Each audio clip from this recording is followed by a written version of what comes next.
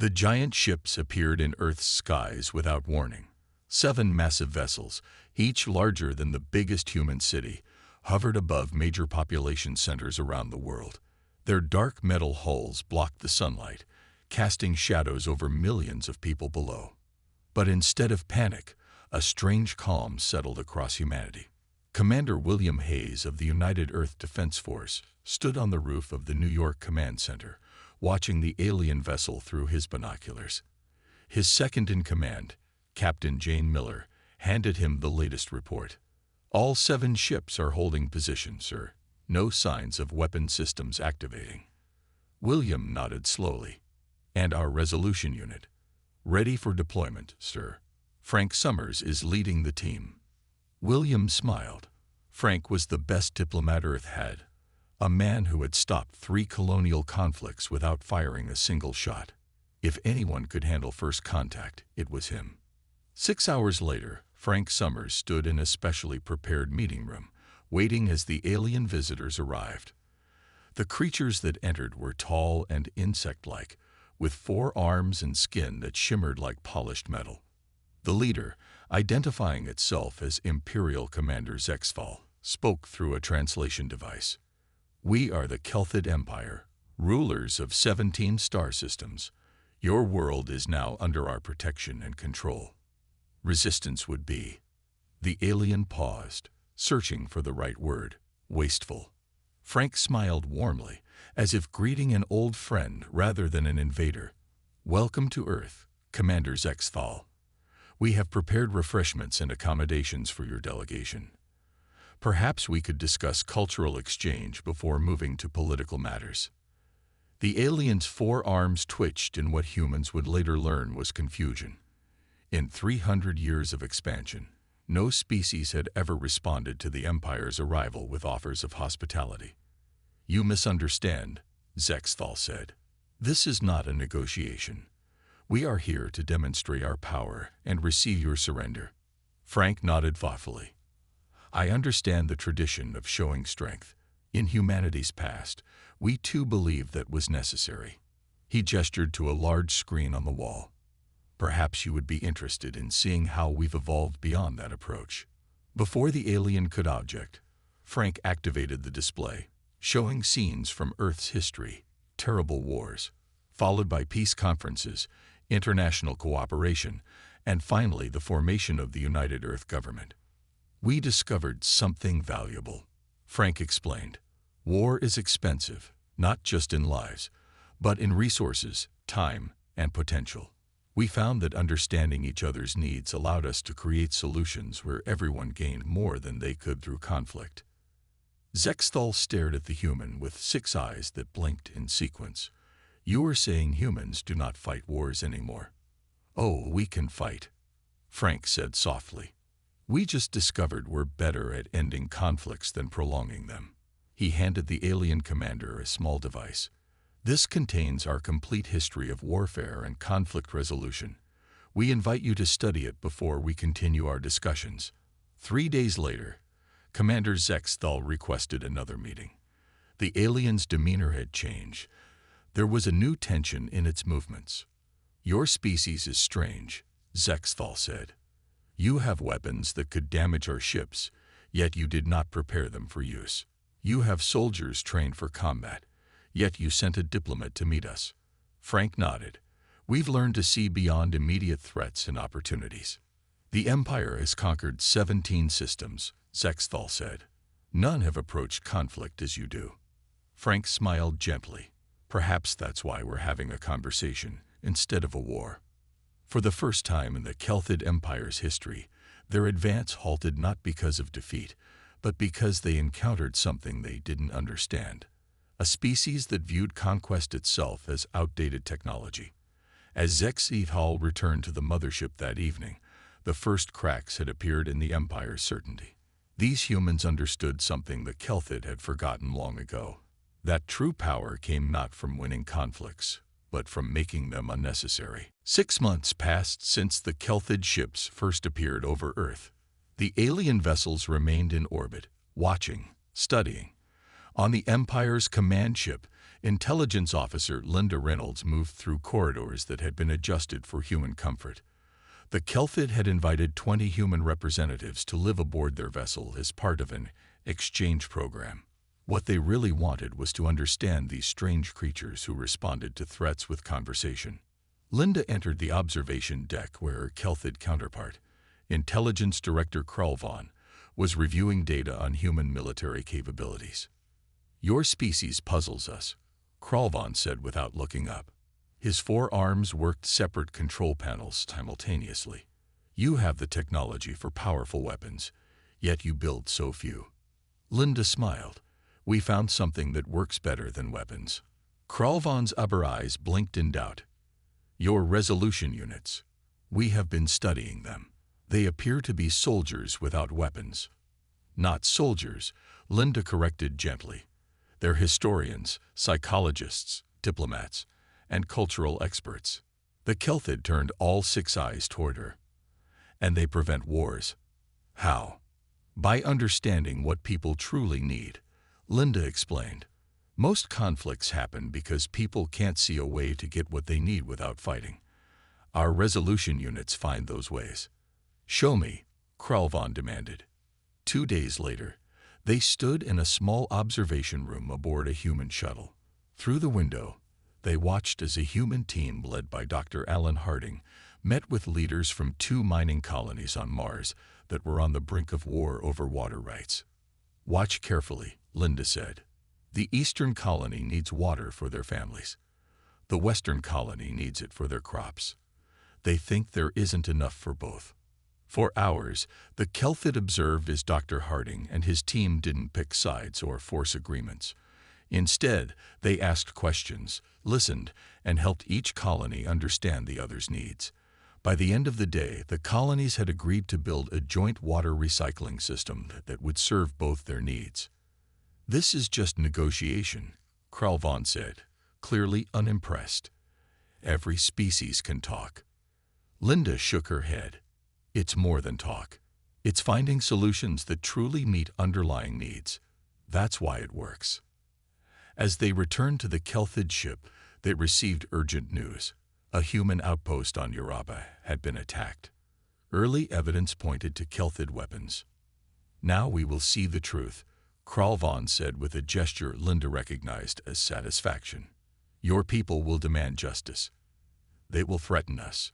The peaceful facade will crack." Linda knew this was a test. Kelthid intelligence had almost certainly staged this attack to provoke a military response from Earth. 3 days later, instead of battleships, Earth sent a small vessel carrying a single human, Dr. Gary Wilson, an investigation specialist. He requested a joint human-Kelthid team to study the attack. When he met with Kralvon, he brought only questions, not accusations. "We seek understanding before action," Dr. Wilson explained. "If we learn what truly happened, we can prevent it from happening again." Kralvon's confusion was visible. "You lost 11 lives. Where is your anger? Where is your demand for compensation?" "Justice isn't about punishment," Gary replied quietly. "It's about restoration and prevention. Help us understand what happened, and we'll find a path forward that benefits everyone." As the investigation proceeded, Kralvon made a discovery that troubled him deeply. The humans had known from the beginning that the attack was staged. Their sensors were far more advanced than the Empire had realized. Yet instead of exposing the deception, they had used it as an opportunity to demonstrate their approach. That evening, Kralvon sent a private message to Emperor Thexkor. "These humans are dangerous, but not in ways we understand. They don't avoid conflict out of fear. They have transcended it. They don't fight wars because they have found something more powerful."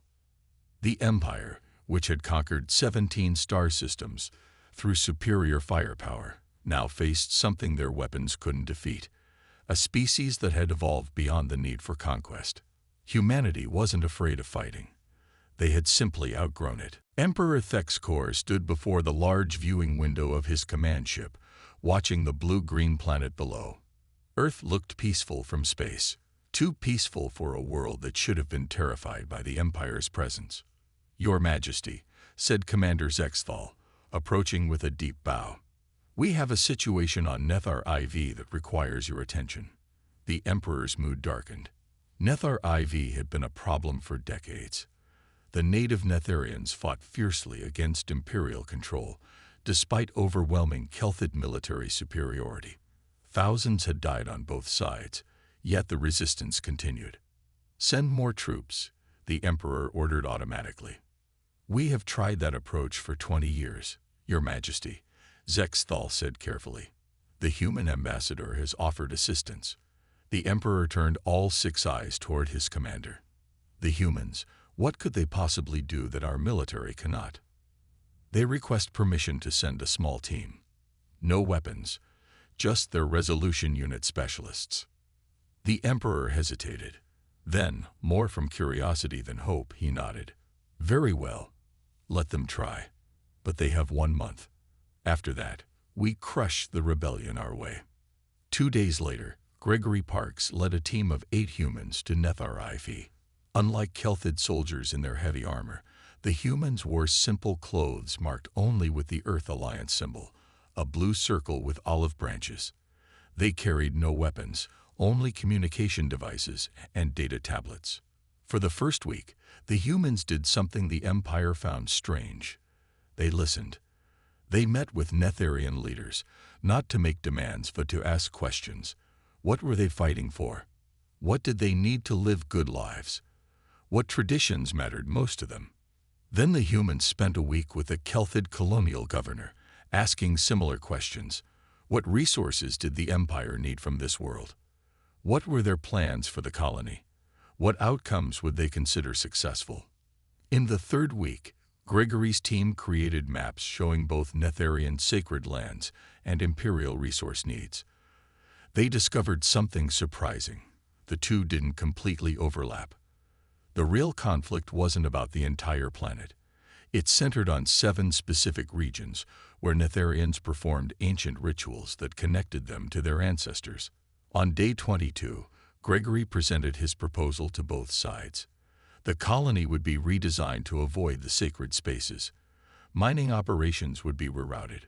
In exchange, Netharians would help the Empire access resources in ways that preserve their environment. "This isn't surrender," Gregory explained to the suspicious Netharian leaders. "It's cooperation. You keep what matters most. The Empire gets what it needs. Everyone benefits." The Imperial governor laughed. "The rebels will never agree. They hate us." But the Netharian leader, a tall being with skin like polished wood, stepped forward. "We never hated the Kelthid. We hated losing our connection to our ancestors. If you respect our sacred spaces, we can live together." The governor's laughter stopped. "You would agree to this?" "We would," the Netharian said. "War benefits no one. This plan gives us all what we truly need." 1 month later, Emperor Thexkor received incredible reports. Netharians and Kelthid were working together. Production was higher than ever before. The fighting had completely stopped. How did they do this? The Emperor asked Zexthal in private. "We fought for 20 years and only created more hatred. The humans say they succeeded because they never tried to win." Zexthal replied. "They only try to understand." The Emperor stared at the reports. A conflict that had cost thousands of lives and billions in resources, solved without a single shot fired. The humans hadn't defeated the Netharians. They hadn't even defeated the Empire. Instead, they had shown both sides a path neither could see on their own. For the first time in his long rule, Emperor Thexkor felt something unexpected: doubt. If humans could solve in 1 month what the mighty Empire couldn't solve in 20 years, what did that mean? The Empire ruled through superior strength. But the humans were demonstrating something beyond strength: wisdom. And that was far more dangerous to the Imperial way of life than any weapon could ever be. 10 years after first contact, the universe itself seemed to challenge the growing peace between humans and the Kelthid Empire. Without warning, a massive gamma ray burst swept through 3 star systems in Imperial space. Planets that once thrived became danger zones. Millions of Kelthids suddenly had no homes. In the imperial palace, Emperor Thexkor faced his high command. "We need immediate solutions. Millions are suffering." The military commander stood tall. "We should take the resources we need from the Zarian systems. They are weak. They cannot stop us." For generations, this had been the Empire's way. When crisis struck, take what you needed from those who couldn't resist. The Emperor was about to agree when a human voice spoke. "There is another option," said Susan Martinez, Earth's ambassador to the Empire. Though small compared to the towering Kelthid, her calm confidence filled the room. The Emperor turned to her. "What does Earth propose?" "The Interstellar Mutual Aid Compact," Susan said. "A system where all nearby worlds contribute to help those in disaster. Not because they're forced to, but because next time they might need help themselves."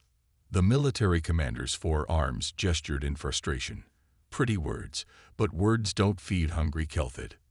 Susan smiled. "You're right. That's why Earth sent this." She activated a wall screen showing a massive fleet approaching Imperial space. But these weren't warships.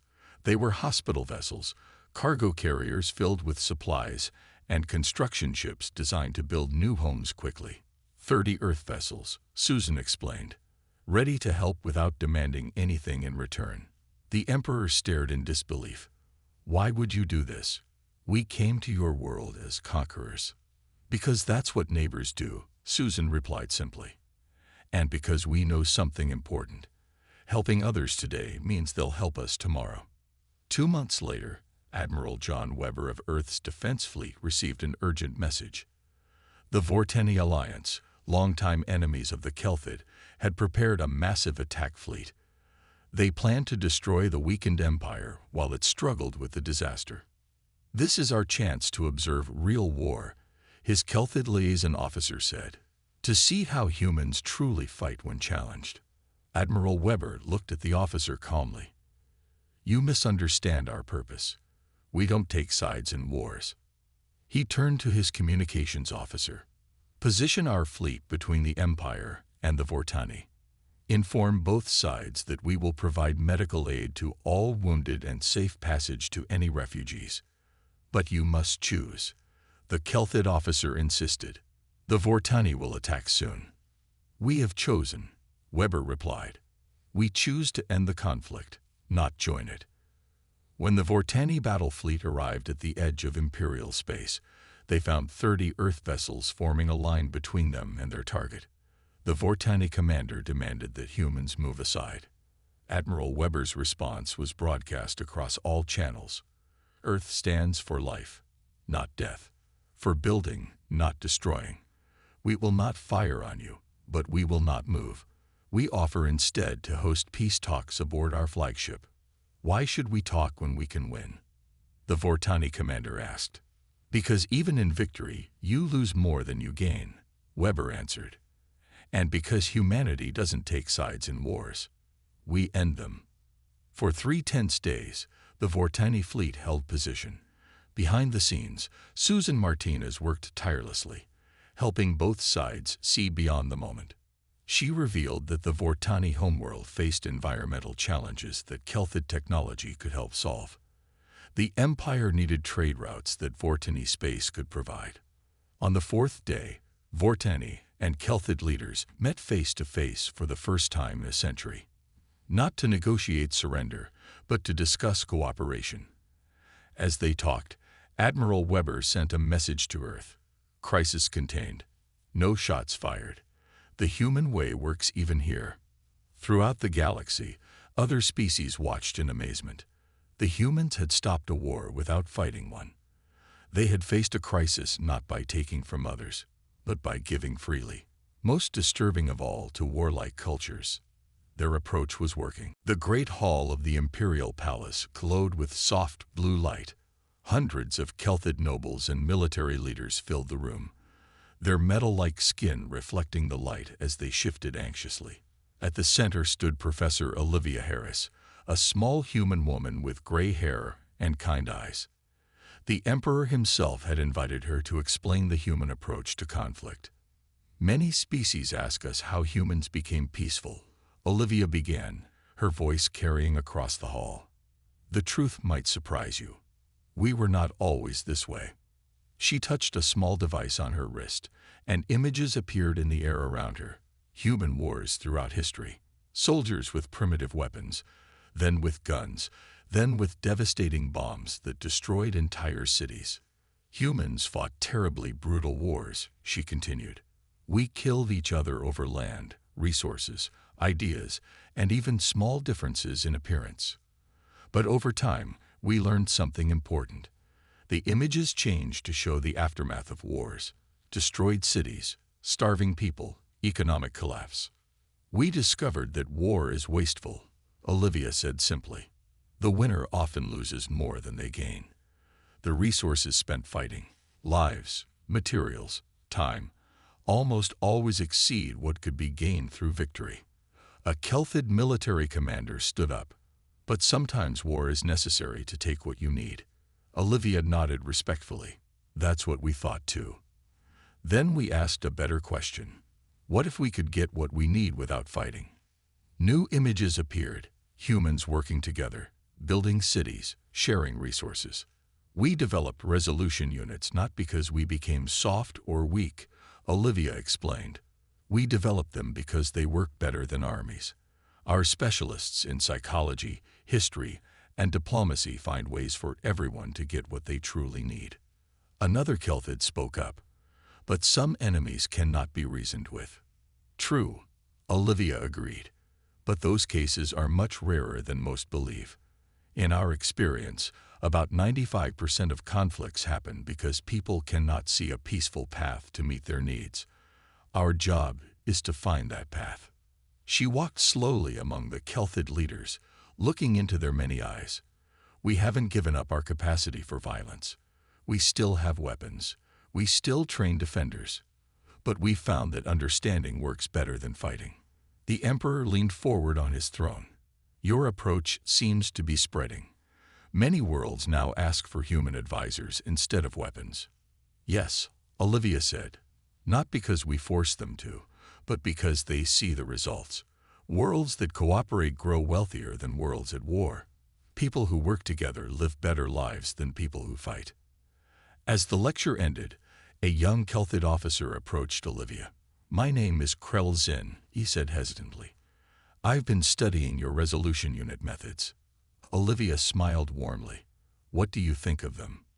They seem, he paused, searching for words, powerful, but in a different way than I was taught to value power. Different indeed, she agreed. Traditional power is about controlling others. Our approach is about creating situations where control becomes unnecessary. The officer looked troubled. The Empire has always valued strength in battle. If we adopt human methods, what happens to our identity? Olivia considered this carefully. You don't lose your strength by finding better ways to use it. The Empire can still be mighty, perhaps even mightier, by leading through wisdom rather than fear. That evening, Emperor Thexkor sat alone in his private chamber, thinking about Olivia's words. For centuries, the Empire had expanded through conquest. Now humans were showing a different path, one where cooperation created more benefits than subjugation. The most disturbing part was that it was working. Planets that had resisted imperial rule for generations were now willingly joining cooperative agreements. The Empire wasn't being defeated, it was being transformed. And the Emperor wasn't sure if that was a victory or a defeat. What he did know was that humans had introduced something more powerful than any weapon, an idea that made weapons less relevant with each passing day. 20 years after humans and the Kelthid Empire first met, a new threat emerged from deep space. Strange ships with black hulls appeared at the edge of known space. They attacked without warning or communication, destroying 3 border outposts in a single day. The aliens called themselves the Scourge. Unlike any species encountered before, the Scourge showed no interest in talking. They ignored all attempts at communication. They took no prisoners. They simply destroyed everything in their path and moved on. In the Imperial War Room, Military commanders prepared for all-out war. Emperor Thexcor turned to the human representative, General Peter Howard. "Now we will see if your peaceful ways work against those who want only destruction," the Emperor said. "Surely even humans must fight such an enemy." Peter looked at the reports calmly.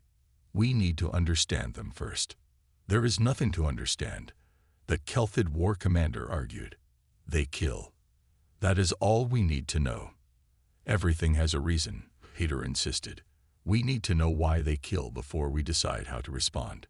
Despite the Empire's objections, Earth deployed special teams led by Dr. Nathan Collins, a xenobiologist who specialized in unusual life forms. While Imperial forces prepared for battle, these human teams studied the Scourge from a distance. For weeks, they observed Scourge behavior, analyzed communication patterns, and examined the remains of destroyed outposts. What they discovered shocked everyone. "The Scourge aren't individuals like us," Nathan explained to the Emperor and his war council. "They're a hive mind, a single consciousness controlling many bodies, and they don't see other life forms as alive." "How does this help us?" the Emperor demanded. "They still destroy everything they touch." "Because now we understand why," Nathan said. "They're not evil. They're simply unable to recognize other consciousness. To them, we're like empty space or dead matter." The war commander slammed his forearms down in frustration. "This changes nothing. We must destroy them before they destroy us." But Nathan and his team had a different idea. Working with Earth's engineers, they developed a device unlike any weapon, a neural harmonizer that could connect with the Scourge consciousness directly. "We can't talk to them with words," Nathan explained, "but we might be able to help them recognize us as living beings." As the Scourge fleet approached the heavily populated Imperial world, humans made their move. Instead of warships, they sent small vessels carrying the neural harmonizers. The Empire watched in disbelief as humans approached the deadly Scourge without weapons. Chief Engineer Maria Alvarez led the mission. As her ship came within range of the massive Scourge vessel, she activated the harmonizer. For tense minutes, nothing happened. Then, remarkably, the Scourge ships stopped advancing. "We're connecting with them," Maria reported back. "We're showing them that we think, that we feel. We're teaching them what other consciousness feels like." For 3 days, the human ships maintained contact with the Scourge. Slowly, a new form of communication developed, not through language but through shared experiences and emotions. On the 4th day, the Scourge fleet changed course. Instead of attacking, they moved into orbit around an uninhabited moon. There, they sent a signal, crude but clear. They wanted to continue learning. In the Imperial Palace, the Emperor watched these events with growing amazement. "You didn't defeat them," he said to Peter Howard. "You changed them." Peter nodded. "That's often better than victory." They weren't evil, just different in a way that made coexistence impossible. So we built a bridge between our minds. Within a year, former Scourge territories became centers for new types of technology and resource development. The beings that had once destroyed without thought now worked alongside other species, creating rather than consuming. The Empire had prepared for the greatest war in its history. Instead, humans had turned a deadly enemy into a valuable ally, without firing a single shot. 100 years passed since the day giant Kelthid ships first appeared over Earth. The galaxy had changed in ways no one could have predicted. The mighty Kelthid Empire no longer existed, at least not as an empire. In its place stood the Cooperative Confederation of Species, where dozens of different beings worked together for mutual benefit. In the Great Hall of the Confederation Council on the former Imperial homeworld, representatives from 37 species gathered to celebrate the anniversary of first contact. At the center of the hall stood a simple monument, 2 hands reaching toward each other, one human and one Kelthid. Elizabeth Daniels, Admiral of Earth's peacekeeping fleet, addressed the gathered delegates. Though 80 years old, she stood tall and spoke with clear purpose. "A century ago, Two very different species met, she began. One believed in expansion through force. The other had learned that cooperation created greater benefits than conquest. Today, we see which approach proved more effective. Krelzor, the last Kelthid emperor, and now just one representative among equals on the council, stepped forward to stand beside Elizabeth.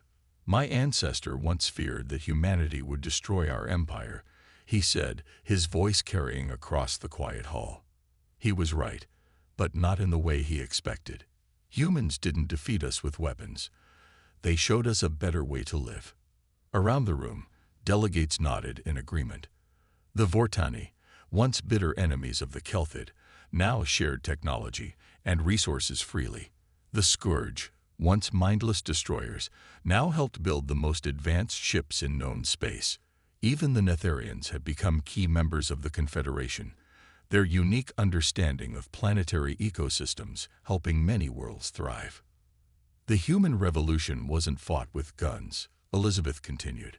It was built with understanding. We didn't win battles. We made them unnecessary. After the ceremony, young Kelthid students approached Elizabeth with questions. One asked what many wondered. If humans are so peaceful, why do you still maintain defense forces? Elizabeth smiled. Peace isn't the absence of conflict. It's having better ways to resolve it. We keep defenders not to fight wars, but to protect the time needed for understanding to work.